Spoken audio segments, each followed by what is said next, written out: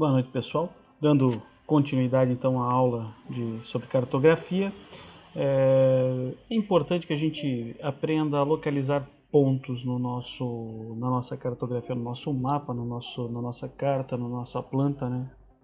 Seja lá como a gente vai trabalhar. Então é importante que a gente entenda esse conceito básico, né? A maioria de vocês já está bem ambientado com isso, mas vale a pena a gente recordar um pouquinho esses conceitos.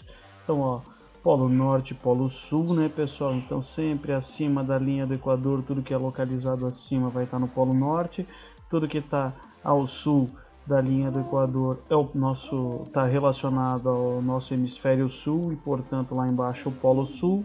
Então, hemisfério norte acima, hemisfério sul abaixo da linha do Equador. A gente tem o meridiano de Greenwich, que vai passar aqui pela Europa e África, né? Onde vai determinar para nós o que é o nosso hemisfério ocidental. Tudo que tiver ao ocidente ou tudo que tiver ao oeste do meridiano de Greenwich e tudo que tiver a leste do meridiano de Greenwich vai estar no nosso hemisfério oriental. Então é importante que a gente saiba disso.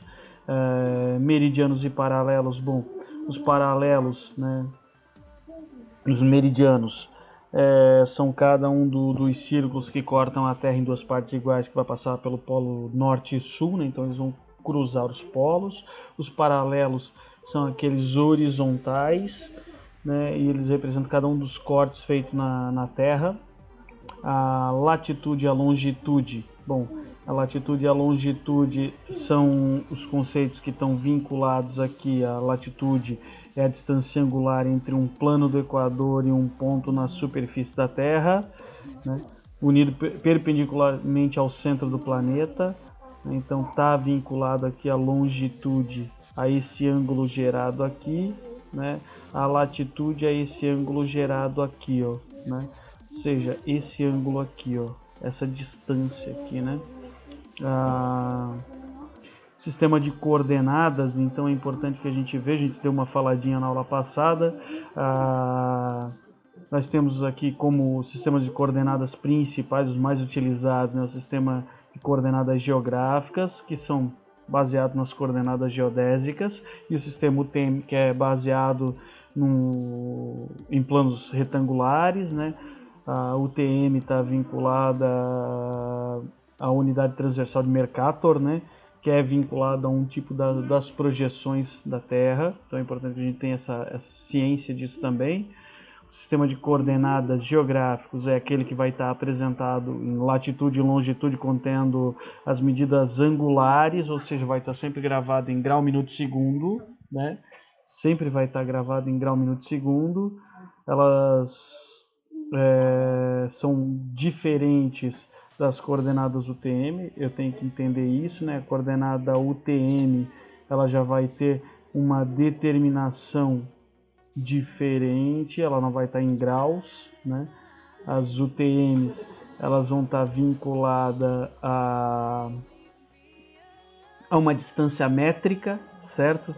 Então é importante que eu perceba, por exemplo, que a geográfica sempre vai estar localizada dessa forma, 30 graus 0 minutos, 51 graus e 15 minutos, né? Enquanto as UTM, eu não vou ter essa questão de graus aqui não. Aí eu vou ter referências métricas, né? Então, ó, o Sistema Universal Transversal de Mercator, né, que é uma outra forma da gente tratar isso, ela vai estar desenhada sempre num esquema métrico, né? É importante que eu entenda isso, né? Ó, os pontos eles vão estar determinados por coordenadas métricas, sempre indicado se ela está ao norte ou ao sul, né? Então, ó, o M é de metro, o N aqui está vinculado a norte. Localizações então dessas coordenadas, né? Se eu estou trabalhando com coordenadas geográficas, eu vou trabalhar sempre, ó, com esses pontos aqui em graus. Se eu estiver trabalhando com coordenadas em UTM, eu sempre vou estar trabalhando com metros, né? Ó. 6.682 metros, 6.884 metros. Eu sei que a distância entre esse e esse aqui são de exatamente 2.000 metros, né? Então eu sei que eu tenho aqui um vão de 2.000 metros. Então, isso é sempre importante que eu saiba, né? Eu vou ter esse distanciamento aí a partir de metros, né? Isso é bastante simples, bastante elementar, mas eu já vi bastante dúvida quanto a isso também. Então, lembre-se sempre que, na maioria das vezes, quando a gente vai trabalhar com mapas de grandes áreas, né, quando a gente está mapeando, por exemplo, o mapa do Brasil e tal, normalmente ele vai estar todo mapeado utilizando o sistema referencial lá de... O sistema que ele vai estar usando normalmente vai ser coordenadas geográficas, né, em grau, minuto, segundo. E quando a gente vai lidar com cartas menores dentro do município e tal, a gente vai trabalhar, ou projetos, a gente vai trabalhar com o sistema de Mercator, né? A gente vai trabalhar com o TM. Então é importante que eu entenda essas diferenças para eu poder também perceber, né, como elas são representadas. Deixa eu ver o que mais que é relevante a gente falar aqui. GPS, pessoal. GPS, o sistema de posicionamento global, ele pode trabalhar tanto em graus minuto segundo, geográficas, né? Como ele pode trabalhar em UTM. Normalmente, quando ele trabalha em UTM, para mapeamento, ele costuma ser mais interessante porque é mais fácil depois de eu lançar esses dados dentro de uma ferramenta CAD, né? Fica muito mais simples. O GPS ele trabalha sempre fazendo a leitura de uma série de satélites que vão estar em órbita, né? Hoje a gente tem uma série de satélites diferentes ali, que podem ser utilizados, né? Os receptores podem ser classificados em 4 categorias principais, conforme a sua precisão, de acordo com as características apresentadas pelo fabricante. Então é importante que a gente saiba disso, porque que muitas vezes eu brigo quando as pessoas pegam as coordenadas de um celular. É que um celular, ele tem aqui, ó, o objetivo de trabalhar com o GPS de navegação, ó, que geralmente vai utilizar o método absoluto de busca, né? Com leitura simples e direta, e a precisão planimétrica dele vai variar de 50 a 100 metros. Ó. Já um GPS métrico, ele geralmente vai trabalhar com o método relativo de busca, e a precisão dele vai variar de 1 a 10 metros. Certo? O submétrico é aquele que vai trabalhar ali abaixo de 1 metro, ó, de 0,2, de 20 centímetros até 1 metro. Isso aqui é um GPS incrivelmente preciso e eu posso usar ele para topografia, né, para algumas coletas de dados, quando essa precisão absoluta não me interessa, quando aquela precisão submilimétrica não me interessa, né? Os geodésicos eu posso chegar aqui, ó, a um erro de 2 milímetros, pessoal. Ó, imagina, 0,002 metros. É um erro bastante baixo, né? Então, o geodésico é o melhor tipo de GPS para a gente trabalhar em topografia. Então, é importante que vocês saibam disso e compreendam, tá? Fusos horários, né? Os fusos horários, a gente acha que ele tem a única função que é regular relógio, né? Mas, de fato, não é para isso que ele nos interessa aqui. Ele serve para a gente poder entender as divisões, né, que o nosso mundo tem, na esfera do mundo tem ali, né, dentro dos fracionamentos aqui que a gente estava falando, né? Ó, volta aqui, ó. Opa, deixa eu só voltar aqui certinho para fusos horários. Eles vão me ajudar aqui, ó, a orientar. Ups, voltei demais. Mapa temático um pouquinho para frente aqui, ó. Depois eu vou botar esse material lá para vocês terem um melhor uso dele, tá, pessoal? Deixa eu achar aqui de novo a altimetria. Não. Mapas de pontos. Vou voltar aqui, ó. Só mais um instantinho. Localização de ponto, né? Para eu entender aqui, ó, né? a diferença entre os meridianos, né? Então os fusos vão me ajudar a orientar esses meridianos aqui, tá bom? Vamos lá. Agora vamos voltar aqui. Ups. E tem muita gente que não gosta porque eu trabalho com o direto apresentando o arquivo aqui de... Né? Mas é que isso aqui foi um livro que eu tenho a versão física dele, eu acabei pegando uma versão escaneada dele só para trabalhar em sala de aula aqui, como a gente está em atividade remota, né? Normalmente eu gosto de trabalhar com um livro de verdade em sala de aula. Mas então como ele funciona? Ele funciona para a gente perceber lá essas divisões em meridianos, né?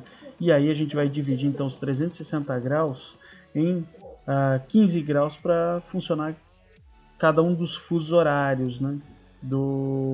A partir do meridiano de Greenwich, tá? Então isso aqui é o que faz a divisão dos fusos aqui dentro da esfera terrestre, né? Então, isso aqui é para a gente entender como é que funcionam os fusos nessa situação aqui. Então, vocês percebem, né, que é 70, 60, 50, 40 graus, aqui estão as divisões. E a gente tem elas também depois divididas para quando a gente for trabalhar em UTM. E aí vocês vão ver, por exemplo, muitas vezes, o sistema referencial, deixa eu pegar aqui, ó, só para vocês entenderem, né?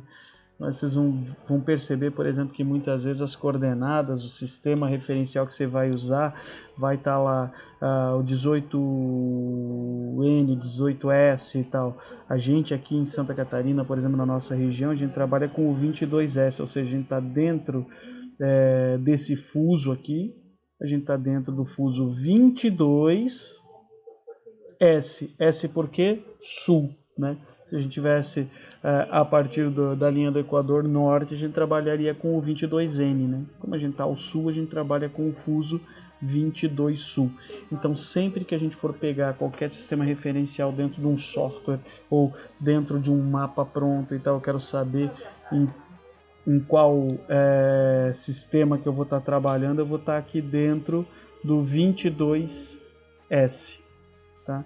Isso aqui eu achei que seria uma informação bastante importante trazer. Esse material aqui é do ICMBio, né? Eu gosto bastante de trabalhar com o material do ICMBio também, né? Então, como é que funciona aqui o sistema de coordenada dos UTMs, né? Aquilo que eu já tinha comentado com vocês, ele sempre vai ser métrico, né? Enquanto o sistema o geográfico sempre vai marcar ali em graus, minutos, segundos, né? Então é importante que a gente perceba isso. Por último aqui, só para a gente encerrar a aula de hoje, o que são os sistemas geodésicos de referência ou os datums, né? O sistema geodésico de referência vai ser um sistema coordenado, utilizado para representar as características terrestres, né? Geométricas e físicas. Na prática, ele serve para a obtenção das coordenadas de latitude e longitude. Ele possibilita a representação e localização em um mapa de qualquer elemento da superfície do planeta, certo? Então, o que acontece? Esse datum ele vai me dizer, relacionado a determinado sistema referencial, onde é que se localiza um ponto exato na superfície da Terra, na superfície do planeta, tá bom? Isso aqui para cartografia é extremamente importante, para topografia isso aqui é muito importante, principalmente quando a gente estiver elaborando mapas para uma determinada finalidade. E quando a gente trabalhar então com esse mapa, a gente vai dizer nele qual foi o sistema de coordenadas que a gente utilizou e qual foi o sistema geodésico de referência que a gente utilizou. Por exemplo, aqui é muito comum que se use como sistema referencial o WGS 84, né? Que é o nosso sistema que vem sendo usado inclusive pelo Google, tá bom? Então, para a aula de hoje, para essa aula era isso que eu queria apresentar. Uma boa noite a vocês.